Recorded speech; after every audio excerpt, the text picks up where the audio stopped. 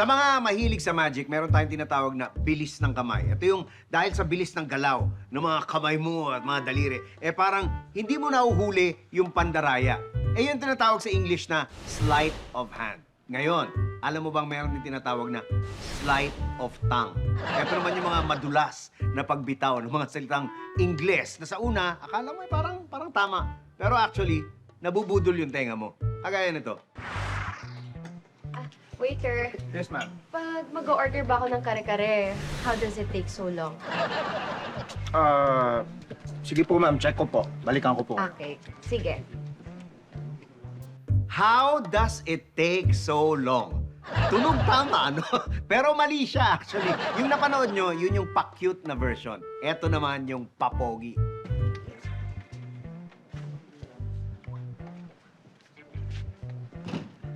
Hi, Trisha. Hi! Jimmy. Hi, Jimmy. Hi. Hello, do you do? Una ako. Hello, do you do? Ang dula sa tenga, di ba? Pinaghalong bati at pangungumusta. Di ba kayo nag-meet before? Parang hindi eh. As far as I don't remember. Anyway, tapos ka na ba? I mean, have you eaten yourself na? No. It's okay. I'm fed up already. Buti nga pala, pumayag ka na makipag-meet kagad kay Jamie. Oo naman. Kasi baka sabihin nyo, I'm playing to get hard. Hindi naman. Eto lang kasing si Jimmy. Makulit, gusto kang ma-meet. Why not, di ba? Alam mo na yung saying, survival of the fittest.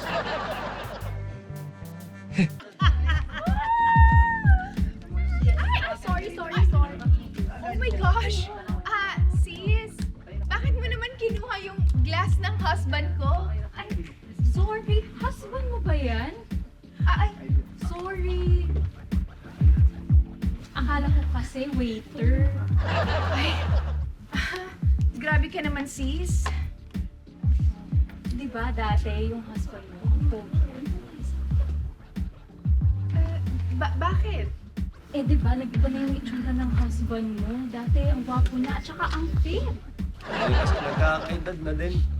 Nako, okay lang yun. But to me, nako, sobrang pogi pa rin ang husband ko. Ako, girl, pero dapat intindihin mo rin yung sasabihin ng mga ibang tao. Kasi di yung itsura niya. Iisipin, ang orientation niya, tignan mo nga siya. Akala niya, pinapabayaan mo ako sa... Tama, girl. Tsaka, yung itsura talaga ng husband natin, dapat hindi nagbabago. Yung sa akin na, yung mister ko, pinag-gym ko lagi. Kaya, hindi talaga nagbago ang itsura niya. Kung ano siya noon, yun pa rin siya ngayon. Grabe. Ganun pala yun mga sis, no? Ay, sis, di ba yan yung husband mo? Sa likod. Kaya nga pupunta ako muna yung asawa kong babae. Excuse me. Shocks. Grabe pala sis, no? Ang hirap pag meron kang, ano mo yun, gwapo na husband kasi lapitin ng mga chicks. Ay nako, sis, hindi dapat ganyan. Kaya lapitin o hindi, dapat hindi nagbabago ang itsura ng husband mo. Oo na. Teka sis, nasan ba yung husband mo? Hindi ko pa siya nami-meet eh. Nandito ba siya? Wait lang. Papakilala kita sa husband ko. Asan lang niya, tatawagin ko muna. Okay. Honey, okay ka lang. Dear! Yes, dear.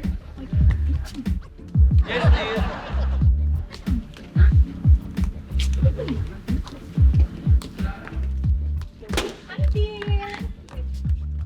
Ito yung husband ko. Siya yung asawa mo? Grabe naman kumakari. Talaga ba sis? Ano nangyari sa kanya? Nahulugan ba siya ng barbell? Nag-gym siya? Dati ba siyang gwapo? Ano nangyari sa kanya sis? Ba't ganyan? Sis, nga, like I said, hindi siya nagbabago. Ganyan na talaga yung itsura niya. Since birth.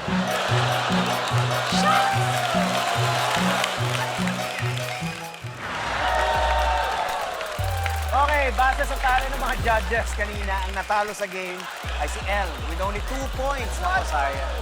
At kailangan niya ng sidekick. At ito ang napili niyang sidekick kanina during the break. Sino napili? Sino? Turo mo. Ito na lang. Turo mo. Ito na lang. Ayan. Okoy, halika. Halika! Hindi ko alam kung dapat kang matuwa o hindi. Totoo ba itong kulit mo? Totoo to? Ano pangalan mo, partner? Lucky. Kaya swerte Today is your lucky day. Ang swerte mo naman dahil nandito sa harap natin yung mga parusa na malalaman natin kung paano gamitin. Ayan, tandaan nyo ang parusa ay pwedeng gawin ni gang member or pwedeng gawin ni sidekick or pwedeng gawin ni gang member kay sidekick or ni sidekick kay gang member. Yeah. Depende yan sa pag-uusapan ninyo at depende sa instructions na makikita natin Eto, sa kahon. bunutin mo kung ano instruction. Pakibasa, Kuya Pao.